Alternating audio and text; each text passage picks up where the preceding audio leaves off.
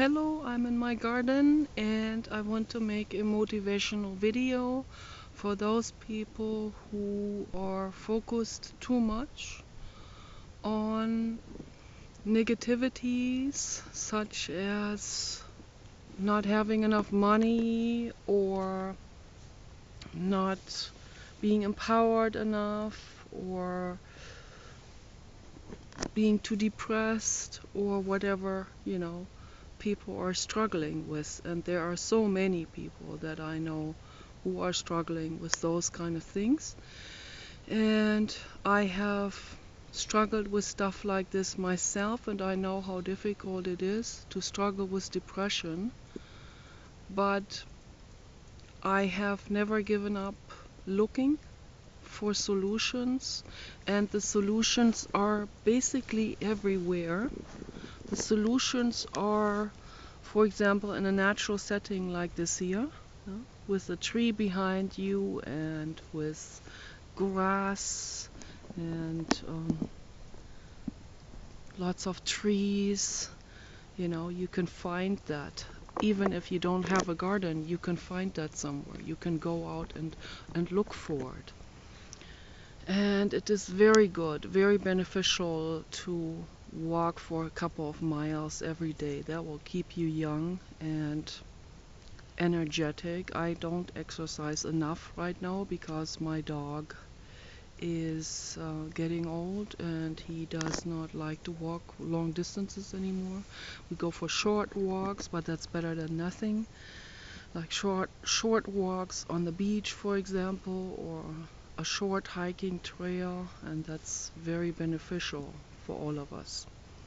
It's better to walk 10 miles per day in general, if you're not sick, if you can walk, if your dog and you can walk that far.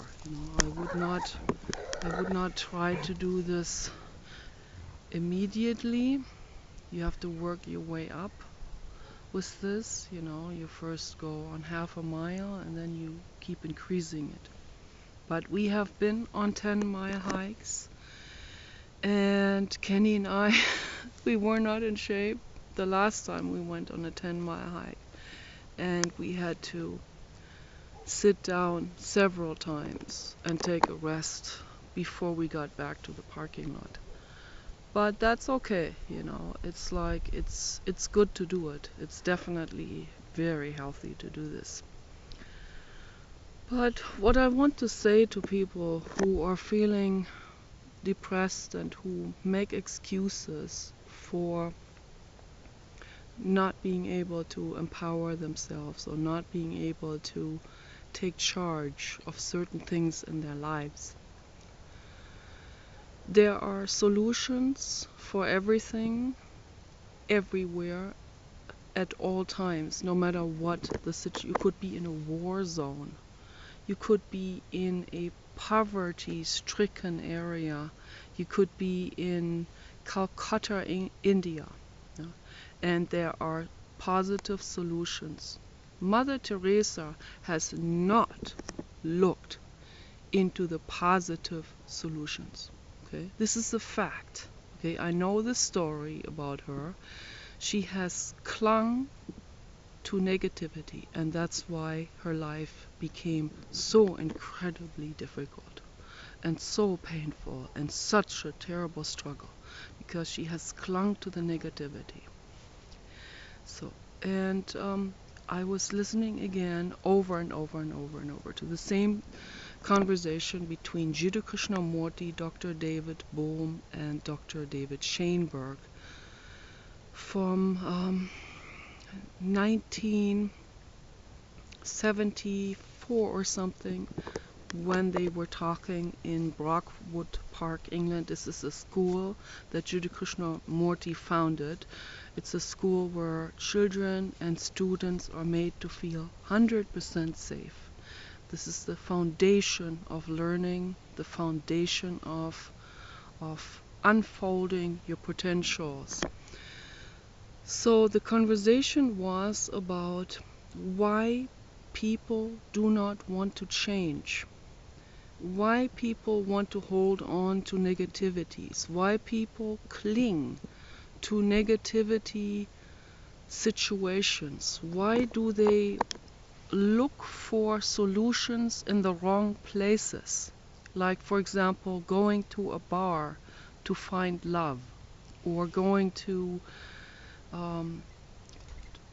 doing some weird hospice work in Calcutta where people are not even, where they don't even have the right medical treatment, and focusing only on what they don't have, or focusing only on the loneliness, or focusing on their illness or whatever, you know.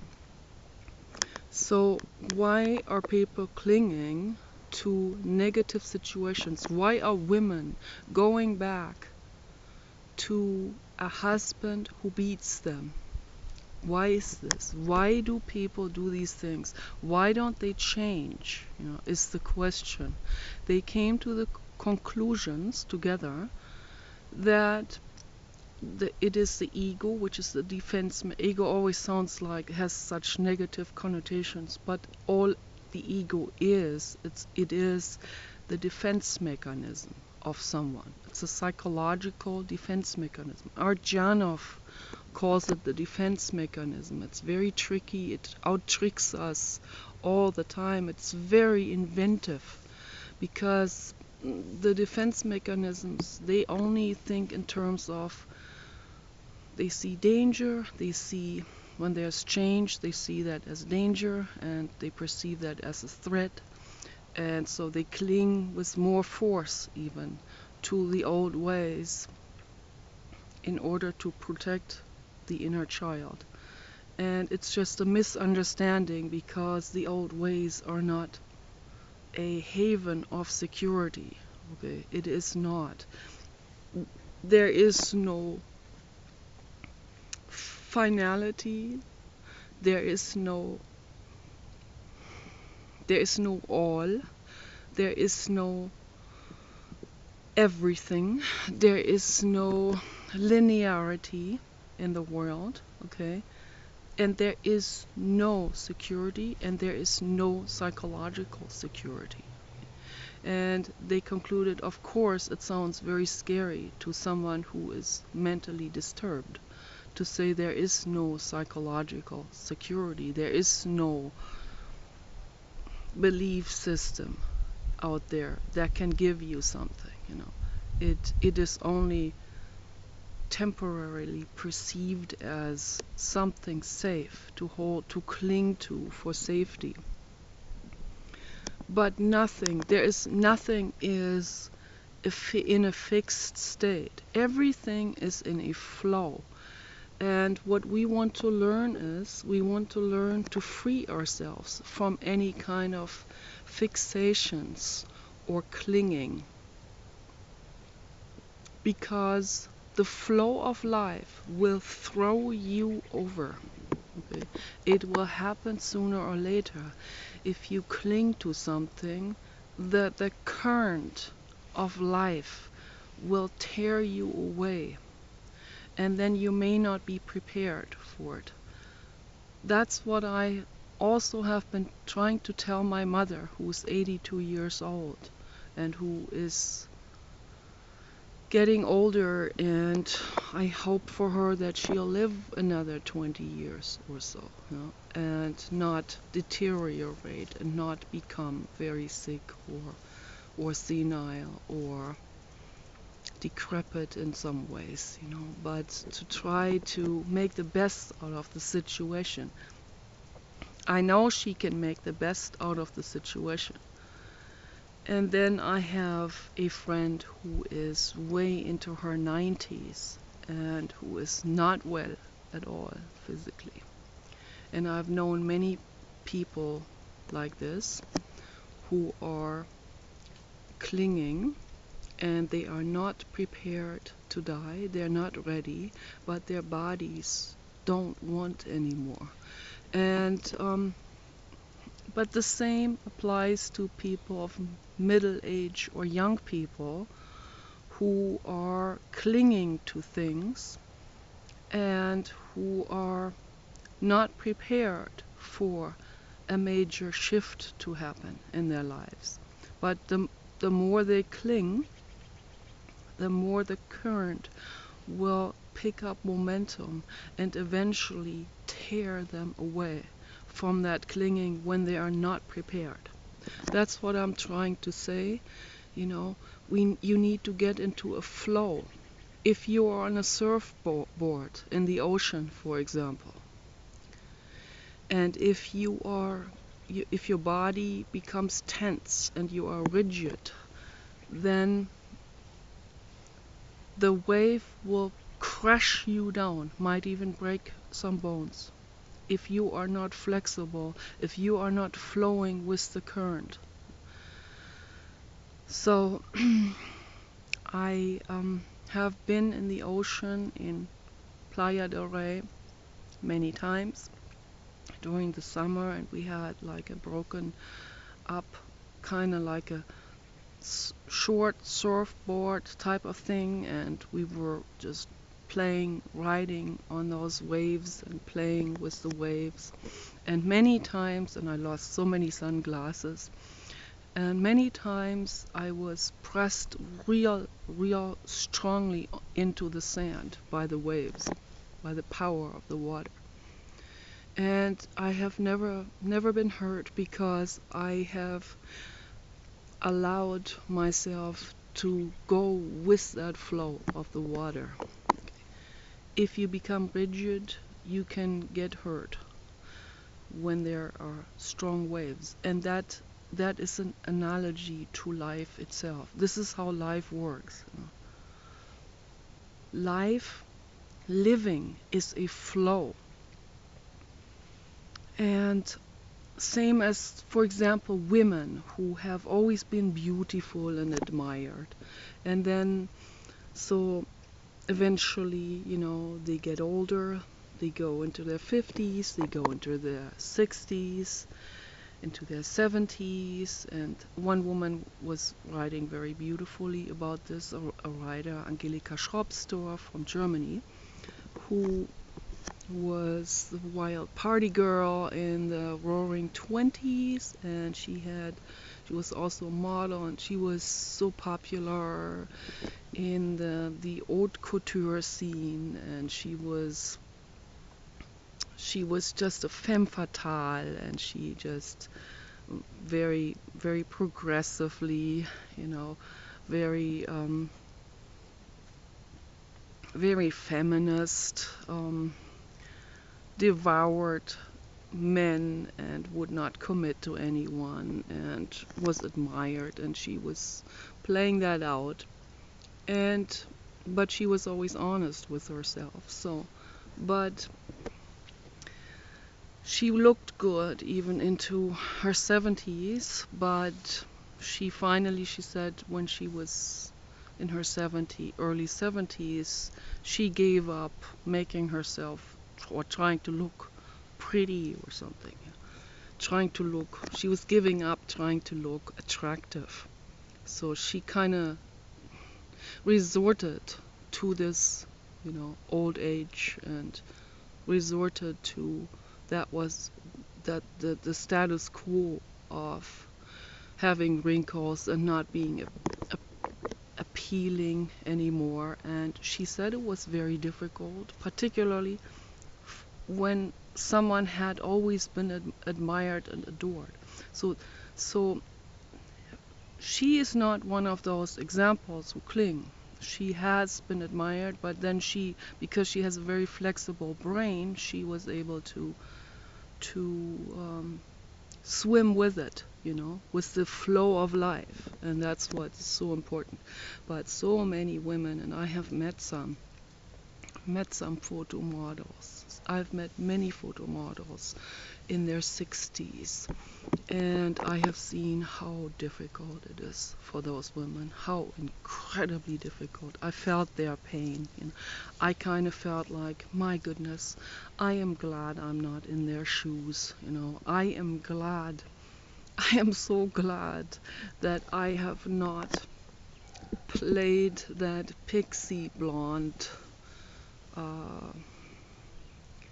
ice skater lady in my life, or the ballroom dancer or photo model. So I'm glad I didn't play that role. I've always been tomboyish, the tomboyish activist, flexing my muscles. And that's what I want to be, and that's how I want to stay also. And I want to get old and laugh about myself. You know what I mean? I want to laugh with it. I want to live with it. I want to flow with it, with this getting old and eventually having wrinkles and having fun wrinkles, wrinkles that are not made out of frowns, out of persisting fear frowns or something, but out of laughing frowns, laughing wrinkles, like this, and like a puppet almost, Some old ladies, when they're happy, they look like puppets. They look like wooden puppets, and that's what I like, when the wrinkles form themselves into a smile, into saying yes to life, into love, into yes, I am who I am. This is how it is, You can mock me, you can laugh about me, I'll laugh with you, that kind of attitude, and not this clinging to, this hiding, the makeup, the wigs, or the facelifts, or Botox, or whatever, So I don't want any of that. I don't want to ever experience this pain of not just the physical pain, but the emotional pain. It's painful to cling. It's painful to give in to cater to the ego with that type of clinging, with any kind of clinging. Yeah. But I'm using all of these things as examples for people. There are positive solutions, wholesome, holistic solutions out there for us to say yes to full force, instead of whimpering out and letting the ego pull the strings, You say no to the ego. You say, no, ego, I'm okay. I am swimming with this. I'm swimming with any situation that is thrown at me in life. Any situation that comes up, whether it's illness or an accident or heartbreak, or it could be whatever it is, or grief. I have a lot of grief because of my activism. It's very, very, very, very rough, very painful, but I flow with it. I go with, I can't do too much. I have to protect myself also. I have to weigh that off. So we can't do too much, because then we hurt ourselves. So we have to weigh this off very carefully. How much we can do, how much grief we can digest at the time. So, and when we have grief, allow ourselves to fully go through the grief, fully feel what is going on, fully feel yourself. Sit down, and you don't have to try to meditate. Just sit down, and you don't even need to meditate like a yogi, but just sit down somewhere and just feel it. Just let it flow. Let the tears flow when they come up, and allow everything to be the way it is in that moment. Noises or smells or your phone beeping or whatever, leave it. Just don't label things, just allow the way it is. And then when you do this, then you will start to feel your own needs for the first time, maybe. What are your needs? What are your physical needs? What does your body need in this moment? Maybe you want to eat something. Don't give in to this right away. Sit with it and don't try to analyze it. Just allow this sensation to be the way it is. And when you do this, you learn more about yourself, and you learn to love yourself, and you learn to love your surroundings. You will learn that you are one with the surrounding. You are one with the grass you sit on. You are one with the trees. You are one with your cat, one with your dog, one with the horses on the meadow and the cows. And you will gradually learn that you are one with all existence. And when you do this, your compassion will slowly grow. I have heard that this works. Okay, so I put my hope into this metta bhavana, into the compassion meditation, into the vipassana. And it doesn't have to be fancy meditations. Just sit there and start feeling your own needs. If you have back pain, shift your posture. Make it comfortable. Feel. Breathe. That's very important. Thich Nhat Hanh said breathing is the most important exercise there is. Deep breathing in and out. Becoming mindful of your breathing. Very, very important. And then, little by little, you will tune in to the positive solutions, and you will no longer need the bar or the attention or the approval of the husband or children or family members. You will learn to be by yourself. You will learn to accept yourself the way you are, and the compassion will grow more and more and more, and then you will see the need of your cat or dog or children, and you will find positive solutions for them, and you will be willing to spend the money on your cat instead of the bar. I hope this makes sense. I hope I'm getting this across to you. Please don't take offense to this. I'm telling you the truth. This is the truth, okay? You will not find any help in a bar, okay? You will not find help or approval from others. You will find the solutions from yourself, being connected to the infinite. Meditate on this and allow yourself to go into this flow. Don't judge anyone, don't judge yourself. Just allow yourself to flow with it, and the positive solution will come to you, okay? And I have given my friends very good advice already on holistic healing. Use this advice. Use it. You will not regret it, okay? Take care of those who depend on your love and care. Peace.